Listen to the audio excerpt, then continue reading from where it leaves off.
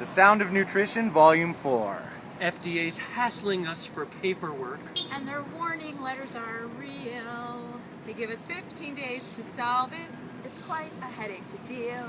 I hate to have to say it, but I very firmly feel Adulteration's not an asset to the industry. I'd like to say a word on China's behalf. And say it, Mr. Internet Retailer.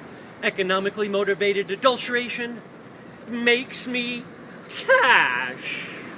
How do you solve a problem like adulteration? How do you catch a Chinese supplier and pin him down? How do you fight constrictive regulations? FDA's GMPs. It didn't happen unless you wrote it down.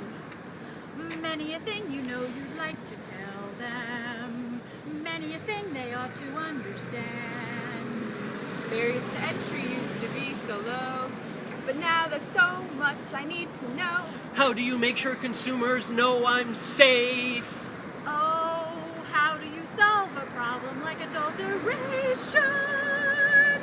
How do you build credibility in your brand?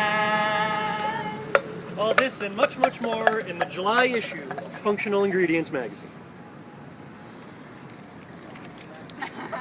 Done.